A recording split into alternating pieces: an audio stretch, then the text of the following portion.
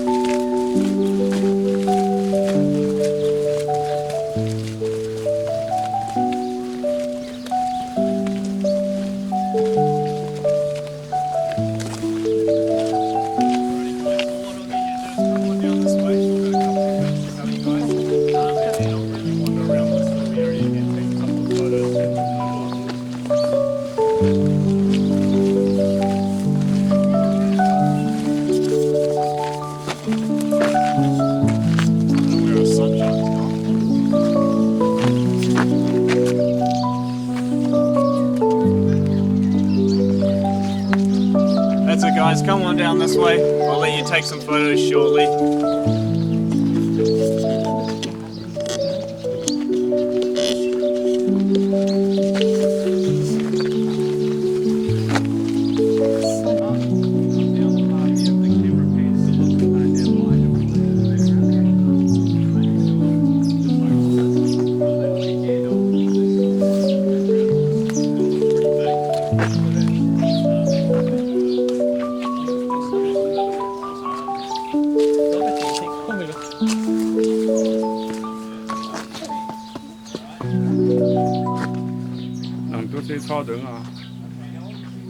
What's known as Gandalf's cutting. Okay, now in the stories, and those of you who've seen the little scene on the bus on the way down as well, Gandalf, he begins to ride into Hobbiton, and Frodo, he meets them on the edge of the woods there, where they obviously greet each other. Frodo leaps onto the cart, and then they make their way into Hobbiton together.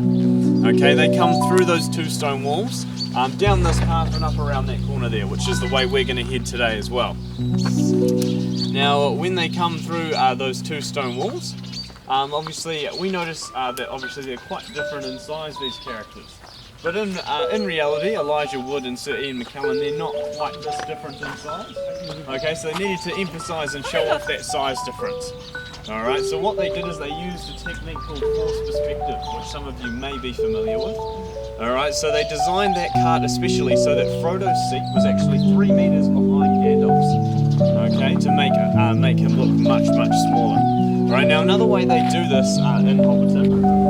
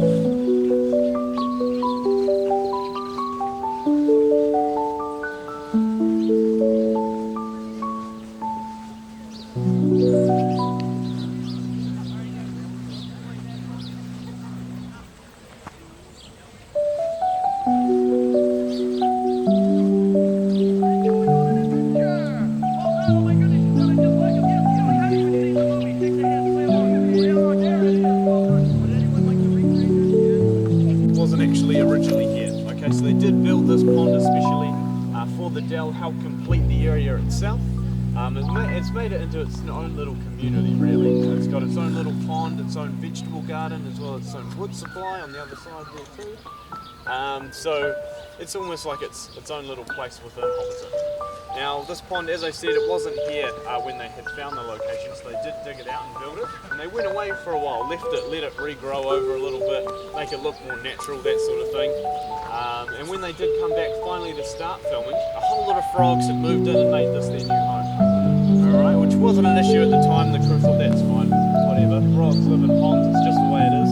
But these particular frogs are very, very loud, okay, especially over the summer months. They still are to this day. Okay, so it became that much of an issue that they were actually interfering with the sound equipment as well as just being incredibly loud and disrupting the actors saying their lines. So what they did is they actually had a couple of guys jump in the pond and gathered up the frogs. They put them all in a big box. They took them to the other side of the farm. They let them go and they thought, that's it, done, sorted. Came back the next day, started filming, and all these frogs are back in the dam.